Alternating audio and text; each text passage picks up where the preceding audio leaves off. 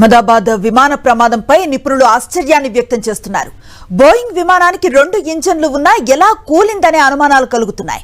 విమానం takeoff process లో ఉన్నప్పుడు 2 ఇంజన్లు ఫెయిల్ అయ్యే అవకాశాలు అరుదుగా జరుగుతాయంటున్నారు. విమానం టేకాఫ్ సమయంలో అన్ని ప్రోటోకాల్స్ పూర్తి చేస్తారని, టేకాఫ్ అవ్వగానే కూలిపోవటం ఆశ్చర్యంగా ఉన్నట్టున్నారు. విమానం కూలే సమయంలో ఒక ఇంజన్ ఆన్ లో ఉందని కొందరు పైలట్లు అభిప్రాయాన్ని వ్యక్తం చేస్తున్నారు. విమానం కూలే సమయంలో రికార్డైన వీడియోలో ఇంజన్ శబ్దం కూడా వినిపిస్తోందంటున్నారు. ఒకవేళ 2 ఇంజన్లు ఫెయిల్ అయితే ముందే తెలుస్తుందని, అకస్మాత్తుగా సమస్య ఎలా వస్తుందని నిపుణుల ప్రశ్న. ఒక్క ఇంజన్ పనిచేసినా బోయింగ్ ప్రయాణాన్ని పూర్తి చేయగలుగుతుందని చెప్తున్నారు. పూర్తి విశ్లేషణ అందిస్తారు మా executive editor Ismail news room నుంచి. ఇస్మాయిల్, చెప్పండి. రకరకాల అనుమానాలు వ్యక్తమవుతున్నాయి. సామాన్యులకే కాదు, నిపుణులు కూడా వ్యక్తం చేస్తూ ఉన్నారు అనేక రకాల అనుమానాలని. ఇంత పెద్ద ప్రమాదాన్ని తెచ్చిపెట్టిన కారణం ఏమై ఉంటుందంటే ఏం చెప్తారు? డెఫినెట్గా అహ్మదాబాద్లో ఎయిర్ ఇండియా విమానం ఏదైతే బోయింగ్ 787 కూలిందో దానిపైన కూలడం మీద చాలామంది అంతర్జాతీయ విశ్లేషకులు, అదేవిధంగా మాజీ పైలట్లు రకరకాల అనుమానాలు వ్యక్తం చేస్తున్నారు. ప్రధానంగా బోయింగ్ 787 అనేది ఒక డ్యూయల్ ఇంజన్ ఏరోప్లేన్. అది ఒకసారి టేకాఫ్ తీసుకునేటువంటి సమయంలో దానికి సంబంధించినటువంటి ప్రోటోకాల్స్ అన్ని కూడా కంప్లీట్గా చూస్తారు. ఆ తర్వాత దానికి సంబంధించినటువంటి ఏదైతే ఇంజన్ స్టార్ట్ అయిన తర్వాత దాని ఆర్పిఎం స్పీడ్ ఇవన్నీ చెక్ చేసుకున్న తర్వాతనే టేకాఫ్ అనేటువంటిది ప్రొసీజర్ స్టార్ట్ అవుతుంది. టేకాఫ్ ప్రొసీజర్ జరుగుతున్నటువంటి సమయంలోనే ఈ మొత్తం క్రాష్ జరిగిందనేటువంటిది ఇప్పటివరకు మనకు కనిపిస్తున్నటువంటి వీడియోల ఆధారంగా చాలామంది ఎక్స్పర్ట్స్ చెప్తున్నటువంటి మాట. అయితే ఏదైతే ఇంజిన్ ఉందో ఒక ఇంజిన్ ఆగిపోతే రెండవ ఇంజిన్ అనేటువంటిది ఇమీడియట్గా స్టార్ట్ అవుతుంది. ఒక థ్రస్ట్ అనేటువంటిది ఆగిపోవడానికి అవకాశం ఉండదు. ఇమీడియట్గా రెండో ఇంజిన్ అనేటువంటిది మొత్తం ఏరోప్లేన్కి సంబంధించినటువంటి ఫ్లైట్కి సంబంధించినటువంటి ఫుల్ కెపాసిటీతో ఫ్లైట్ని ముందుకు తీసుకెళ్తుంది అనేటువంటి వాదన చేస్తున్నారు. కానీ 2 ఇంజన్లు ఒకేసారి ఎలా ఆగిపోతాయి, ఇలా ఆగిపోవడానికి చాలా అరుదు అనేటువంటిది చాలా రేరెస్ట్ కేసు. ఇట్లా అవ్వడానికి అవకాశం లేదు అనేటువంటిది చాలామంది ఎక్స్పర్ట్ చెప్తున్నారు. ఇక కొంతమంది మాజీ పైలట్స్ చెప్తున్నటువంటి మాట ఏంటంటే, ఫ్లైట్ ఏదైతే కూలిపోయేటువంటి ఒక వీడియో ఏదైతే రికార్డ్ అయిందో ఆ వీడియోలో చాలా స్పష్టంగా ఆ విమానానికి సంబంధించినటువంటి ఇంజన్ రన్ అవుతున్నటువంటి సౌండ్ వస్తుంది. చాలా స్పష్టంగా సౌండ్ వినిపిస్తోంది. కాబట్టి విమానం యొక్క ఇంజన్ పనిచేస్తుంది. ఇంజన్ పూర్తిగా ఆగిపోలేదు. ఇంజన్ పనిచేస్తున్నప్పటికీ విమానం ఎలా కూలిపోయింది అనేటువంటి అనుమానాలు వాళ్ళు వ్యక్తం చేస్తున్నారు. అట్ ద సేమ్ టైం ఈ ఇంజన్కి సంబంధించి బోయింగ్ ఇంజన్ ఏ విధంగా డిజైన్ చేశారంటే, టేక్ ఆఫ్ దాని ఫుల్ కెపాసిటీ ఉన్నప్పటికీ, ఫుల్ కెపాసిటీకి సంబంధించినటువంటి మ్యాక్సిమం బరువు ఉన్నప్పటికీ ఒకే ఇంజన్తో విమానం అనేటువంటిది టేక్ ఆఫ్ తీసుకొని ఆ తర్వాత ఫ్లైట్ జర్నీ కంప్లీట్ చేసుకొని ల్యాండింగ్ అయ్యేటువంటి వరకు కూడా ఒకే ఇంజన్తో పనిచేస్తుంది. ఒకే ఇంజన్తో ఈ మొత్తం విమానం అనేటువంటి వర్కౌట్ అవుతుంది. ఒకవేళ ఒక ఇంజన్ ఆగిపోతే రెండో ఇంజన్ ద్వారా అది టేకాఫ్ అనేటువంటిది ప్రాసెస్ పూర్తి కంప్లీట్ చేయగలుగుతుంది. కానీ ఎందుకు విమానం పడిపోయింది అనేటువంటిది వీళ్ళు ప్రధానంగా ఈ నిపుణులు కావచ్చు, మాజీ పైలట్లు చెప్తున్నటువంటి ఒక పెద్ద వ్యక్తం చేస్తున్నటువంటి అనుమానం. ముఖ్యంగా ఏదైనా మల్టిపుల్ బర్డ్స్ అనేటువంటివి హిట్ అయ్యాయా? ముఖ్యంగా అహ్మదాబాద్ ప్రాంతంలో కొన్ని చోట్ల వల్చర్స్ ఎక్కువగా ఉంటాయి.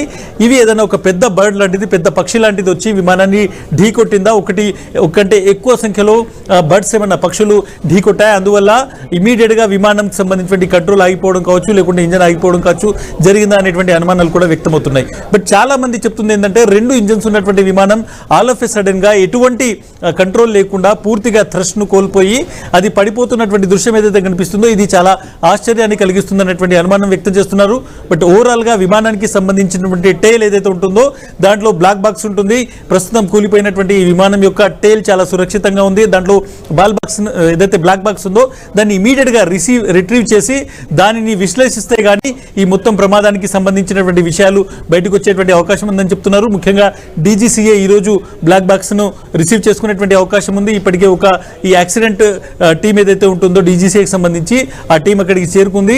రేపు ప్రధానంగా ఈ మొత్తం విమానం పడిపోవడానికి కారణాలు ఏవైతే ఉన్నాయో దాన్ని విశ్లేషించి దానికి సంబంధించినటువంటి కారణాలు ప్రాథమికంగా తెలుసుకునేటువంటి అవకాశం కనిపిస్తుంది. అనుశ్రీ, రైట్. ఒక మెయింటెనెన్స్ సమస్య కూడా కొన్నాళ్ళ నుంచి ఎదుర్కొంటోంది. అందుకే ఈ ప్రమాదం పొంచి ఉంది, ఈ ప్రమాదం జరిగి ఉండొచ్చు అనే ఒక కారణం వినిపిస్తోంది. గతంలో 2 సార్లు ప్రమాదం నుంచి తప్పించుకుంది కాబట్టి ఇది ఒకవేళ ట్రిగ్గర్ పాయింట్ అయి ఉంటుందన్న ఒక సందేహం కూడా కనిపిస్తోంది. దీన్ని ఎలా చూడొచ్చు? ముఖ్యంగా మనం చూసుకుంటే బోయింగ్ కి సంబంధించి ద సేఫెస్ట్ ఏదైతే ఫ్లైట్ అని అంటారు దీన్ని వరల్డ్ వైడ్ గా. అయితే పర్టికులర్ గా ఏదైతే ఈ ఫ్లైట్ ఉందో ఈ బోయింగ్ సంబంధించినటువంటి ఈ 787 ఈ పర్టికులర్ ఫ్లైట్ కొంతకాలంగా దీంట్లో టెక్నికల్ ఇబ్బందులు ఉన్నాయి అనేటువంటి విషయం బయటకు వస్తుంది. ఇది చాలా అన్కన్ఫర్మ్డ్ న్యూస్. దీని మీద డీజీసీఏ కావచ్చు, లేకుంటే ఎయిర్ ఇండియా కావచ్చు, లేకుంటే ఏవియేషన్ మినిస్ట్రీ కావచ్చు ఏదైనా ఒక ప్రకటన చేస్తే కానీ దీనికి సంబంధించినటువంటి ఏవైతే మెయింటెనెన్స్ ఇష్యూస్ ఉన్నాయో వాటి గురించి మనం కన్ఫర్మ్ చేయొచ్చు. బట్ మనకున్నటువంటి సమాచారం ఇప్పటి వరకు కొన్ని వార్తాపత్రికల్లో గతంలో రికార్డ్ అయినటువంటి దాని ప్రకారమే మనం చెప్తున్నాం, కొంత మెయింటెనెన్స్ ఇష్యూ ఉంది అనేటువంటిదే తెలుస్తుంది. బట్ దీనికి సంబంధించి అఫీషియల్ ఇన్ఫర్మేషన్ రావాల్సి ఉంది. ఓవరాల్గా ఈ రోజు కూడా దాదాపు ఒక గంటన్నర సేపు టెక్నికల్ ఇష్యూ వల్ల దీని ప్రయాణం లేట్ అయిందనేటువంటి ఇన్ఫర్మేషన్ కూడా వస్తుంది. బట్ అఫీషియల్ ఇన్ఫర్మేషన్ కాదు ఇది. దీని మీద ఒక స్పష్టమైనటువంటి ప్రకటన ఏవియేషన్ మినిస్ట్రీ నుంచి లేదంటే డీజీసీఐ నుంచి రావాల్సి ఉంది కొన్ని. బట్ ఓవరాల్గా చూసుకుంటే బోయింగ్ 787 అనేటువంటిది చాలా సేఫెస్ట్ ఒక ఫ్లైట్ అనేటువంటిది వరల్డ్ వైడ్గా ఉంది. అందుకోసం దీనికి చాలా డిమాండ్ కూడా ఉంది. ముఖ్యంగా చాలా తక్కువ బరువు ఉంటుంది, చాలా తక్కువ ఫ్యూల్ కన్సంప్షన్ ఉంటుంది కాబట్టి దీనికి ఆ స్థాయిలో డిమాండ్ కూడా ఉంది. బట్ ఓవరాల్గా ఇప్పుడు ఈ ఫ్లైట్ అనేటువంటిది ఎందుకు మల్టిపుల్ ఇంజిన్స్ ఒకటేసారి ఫెయిల్ కావడం వల్ల జరిగిందా, లేకుంటే ఏదైనా బర్డ్ హిట్ అయిందా, ఒక పెద్ద పక్షి లేదంటే అంతకంటే ఎక్కువ పక్షులు వచ్చి హిట్ కావడం వల్ల అయిందా, లేకుంటే ఎలక్ట్రానిక్స్ ఫెయిల్యూర్, పవర్ ఫెయిల్యూర్ వల్ల జరిగిందా, చాలా కారణాలకు సంబంధించినటువంటి ఇవన్నీ చర్చలు వస్తున్నాయి. బట్ ఓవరాల్గా ఒక అధికారిక ప్రకటన వస్తే కానీ ప్రధానమైనటువంటి అసలు కారణం తెలిసేటువంటి అవకాశం లేదు. అయితే ఇస్మాయిల్, ఫుల్ ఫ్లెడ్జెడ్ గా టేక్ ఆఫ్ అవ్వక మునిపే కొన్ని క్షణాల్లోనే ఇది పూర్తిగా క్రాష్ అయిపోయిన పరిస్థితి. ఇట్లాంటి ఘటన గతంలో ఎప్పుడైనా జరిగిందా, లేదంటే ఇలా జరగడానికి టెక్నికల్ ఇష్యూస్ తో పాటు మీరు అంటున్నట్లుగా ఈ బర్డ్ హిట్ అన్నది కూడా ఒక కారణంగా చూడొచ్చా?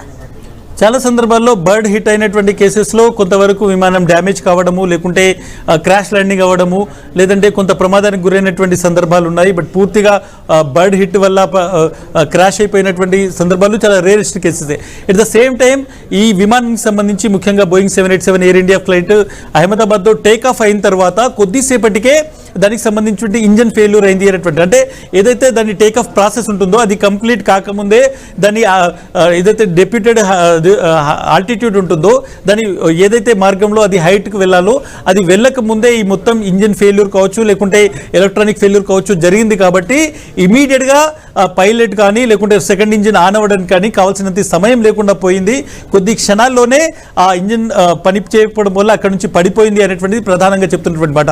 ఒకవేళ దాని అది చేరాల్సినటువంటి హైట్కి చేరిన తర్వాత అక్కడ ఏదైనా ప్రాబ్లం వస్తే పైలట్ దగ్గర కావచ్చు, లేకుంటే సెకండ్ ఇంజిన్ ఆన్ చేయడానికి కావాల్సినటువంటి సమయం కావచ్చు ఉండేది, కొంత రికవరీకి ఛాన్స్ ఉండేది. బట్ చాలా తక్కువ హైట్లో ఉన్నప్పుడు టెక్నికల్ ఇష్యూ వచ్చింది కాబట్టి దాన్ని పూర్తిగా ఒక విధంగా ఏటీసీకి చెప్పడం కావచ్చు, లేకుంటే రెండో ఇంజన్ని ఆన్ చేయడం, ఇట్లాంటి అంశాలు కాకముందే ఆ కొద్ది క్షణాల్లోనే మొత్తం ప్రమాదం జరిగిందని చెప్తున్నారు. బట్ ఏటీసీకి మేడే అనేటువంటి ఒక మెసేజ్ వచ్చింది. అంత ప్రమాదం ఏమొచ్చింది, ఇంజన్ పూర్తిగా పనిచేయకపోవడమా, లేకుంటే వేరేది ఏదైనా ప్రమాదం ఉందా, పైలట్ ఇచ్చినటువంటి సిగ్నల్ వెనుక ఉన్నటువంటి అసలు రీజన్ ఏంటిది, చాలా ఇష్యూస్ ఉన్నాయి. ఇవన్నీ కూడా ముఖ్యంగా బ్లాక్ బాక్స్ను ఓపెన్ చేసి దాని డేటా మొత్తం రీడ్ చేసిన తర్వాత వచ్చేటువంటి అవుట్పుట్ నుంచి, లేకుంటే ఏటీసీలో రికార్డ్ అయినటువంటి వాయిసెస్ నుంచి, లేకుంటే ఫ్లైట్కి సంబంధించినటువంటి ఏవైతే కొన్ని మూమెంట్స్ ఉన్నాయో వాటి ఆధారంగా దీన్ని మొత్తం ఇన్వెస్టిగేట్ జరిగేటువంటి అవకాశం ఉంది. రైట్, బోయింగ్ విషయానికి వస్తే చాలా సేఫెస్ట్ జర్నీ అందించేటువంటి విమానాల్లో ఇది తొలి ప్రయారిటీలో ఉంటుందని చెప్తూ ఉంటారు కదా. ఇంత మంచి ఫీడ్బ్యాక్ ఉన్నటువంటి సంస్థకు సంబంధించి గతంలో ఎప్పుడైనా ఇట్లాంటి ట్రాక్ రికార్డు ఉందంటారా? బట్ డెఫినెట్గా కొన్ని దేశాల్లో, ముఖ్యంగా ఇటలీ లాంటి దేశాల్లో దీనికి సంబంధించినటువంటి మేకింగ్లో చాలా ప్రాబ్లమ్స్ ఉన్నాయనేటువంటి కేసెస్ అయ్యాయి.